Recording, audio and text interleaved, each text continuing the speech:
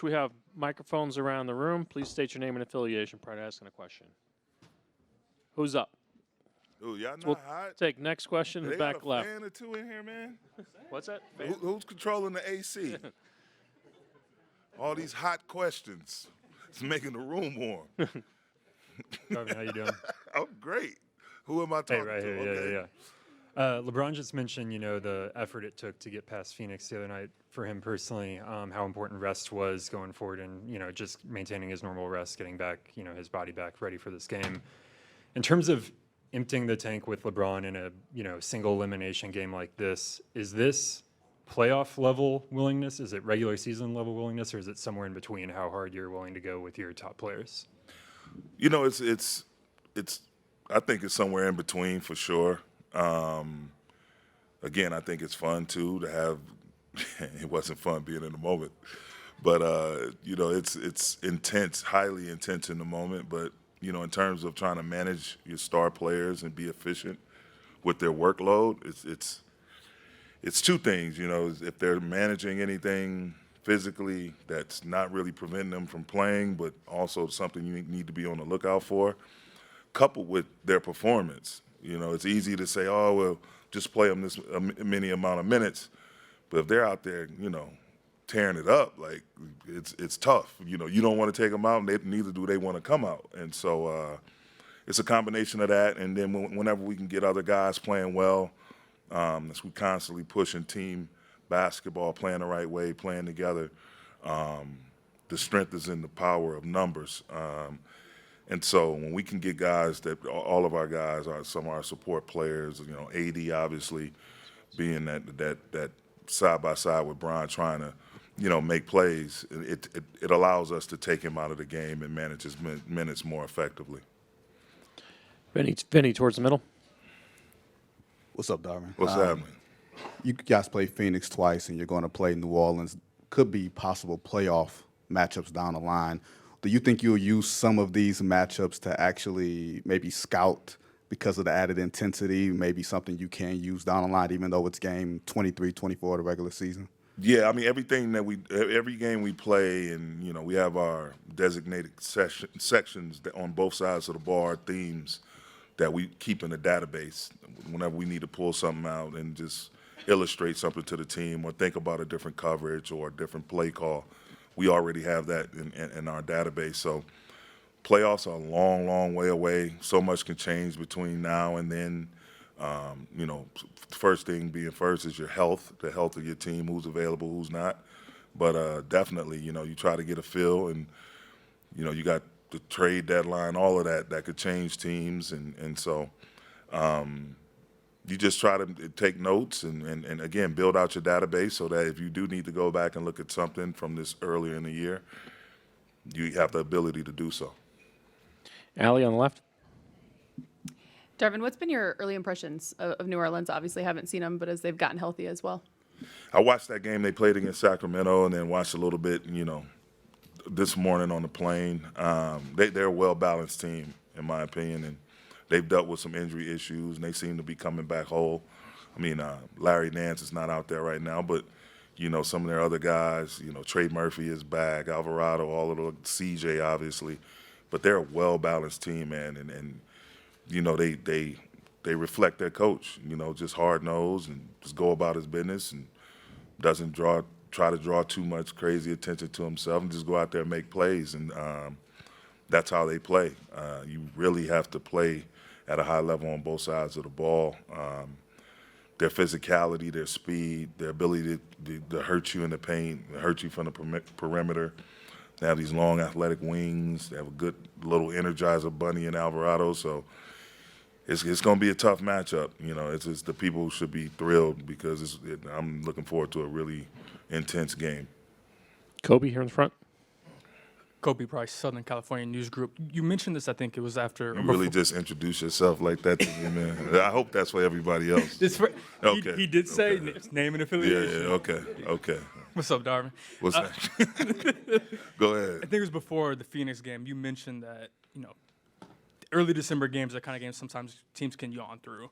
How much have you felt that this tournament, the concept of the tournament, has forced teams maybe to be more focused from the get-go because at the end of the tournament, there's a big incentive, whether it's the NBA Cup or the monetary incentive that is. I mean, really, it's a little precursor, I think, for anyone that hasn't had the opportunity to participate in it, and for those who have, the competitive spirit, the intensity, is very reflective of the playoffs. I mean, when you think about it, and I think some of the games I've watched from around the league, how intense they are going down to the wire. I think again, you have a trophy that you can win, you have a big purse that you can win. You really got to be on your game, and it's similar. It's funny. It's a split between the NBA and the NCAA with the tournament style setup. So I think it's been great, man. Sometimes you tend to yawn. We don't like to admit it, but you tend to yawn through certain NBA games, regular season games at this point of the year. Going into the next 20, surpassed the first 20. Now we're going into the second 20 amount of games, and so to have this infused into the season, and you get a chance to see this high level of basketball play in December, I think is great for the fans, great for everyone involved, great for the league, and just another feather in the cap. Standing in the back left. Yeah, how you doing, Coach? Coming into the first in-season tournament, and hopefully that the Lakers will be able to go and win on Saturday as well, like Thursday and Saturday. How would you feel with this add up to the team as motivation coming into the playoffs, maybe, or for you even as a coach on the personal resume? I mean, I don't think about all that stuff, really, to be honest, man. I just think we try to take care of what's in front of us. Right now is a non-game day, so recovery and film study was the priority. Tomorrow, the game obviously will be the priority. And we're just trying to, we're getting healthy bodies back, so we're just trying to build continuity and build the best possible rhythm and, not skip any steps. We don't fast forward to the playoffs or anything like that. We try to extract as much as we can out of each and every day, whether it's a non-game day or a game day. We try to get better at something, so we stay in the moment. Tim, here on the right. Darvin, just curious, now that you're through most of this thing, I'm curious if there's anything you think the league could tweak or change about it for next year to improve it? Yeah, add more money to the purse. Once I reflect, I'm sure I can come up with something, Tim, but right now, just add more money to the purse. One thing that's come up a little bit is the idea of having some sort of a team incentive, and as far as beyond the money, have some sort of whatever it specifically is, some sort of playoff thing or tiebreaker thing or something that goes with winning this. Do you think that potentially would be a good idea also? Possibly it's something definitely that should be looked at. Maybe it's some type of draft compensation as well as the purse. I don't know if, something like that. I think it'll be cool.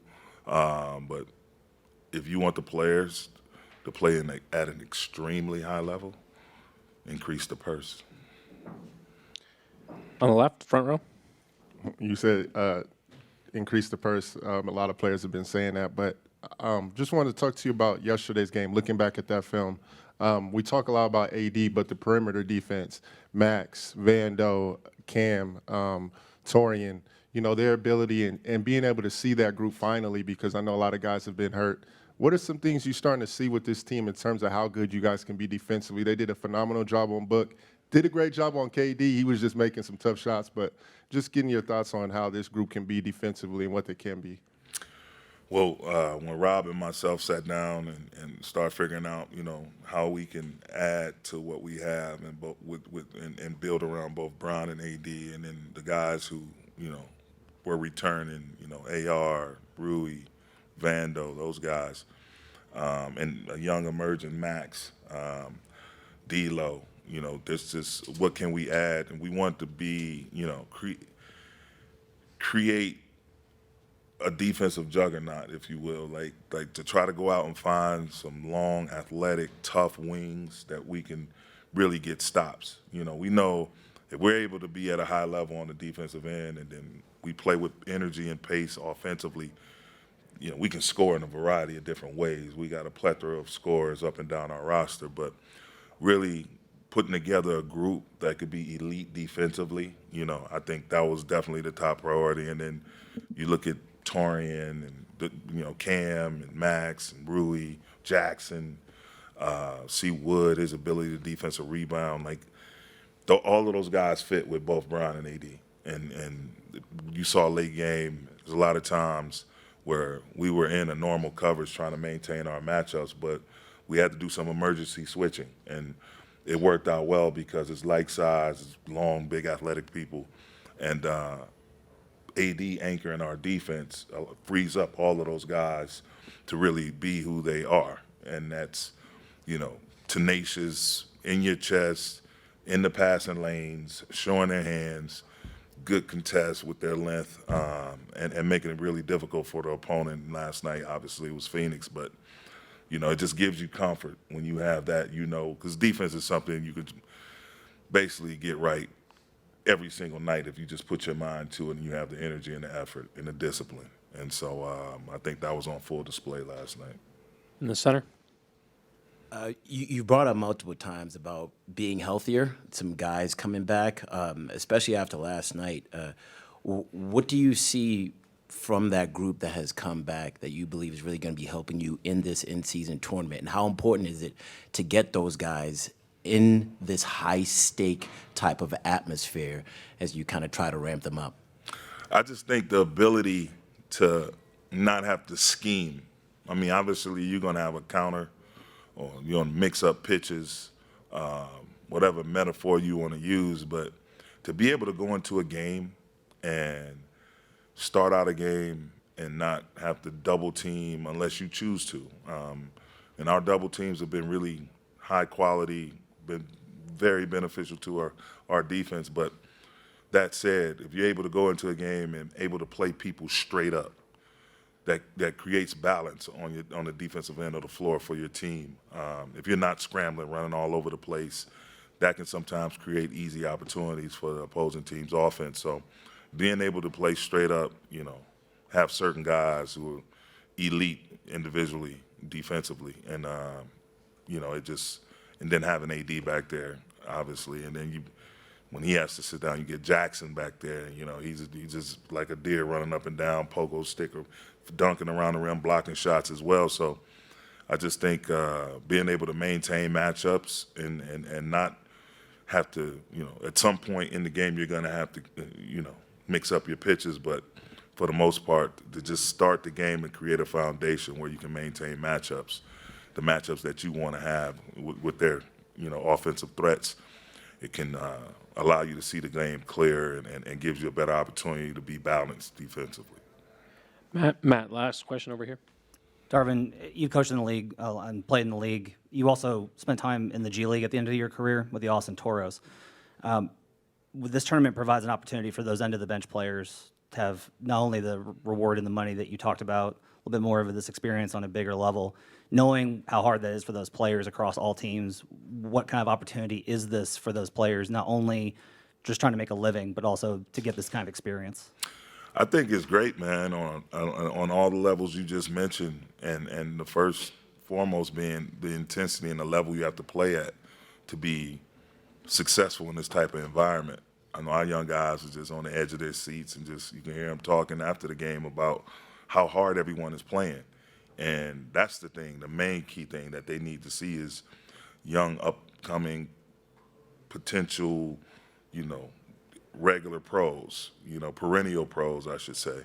They want to have any type of longevity in this business on the court.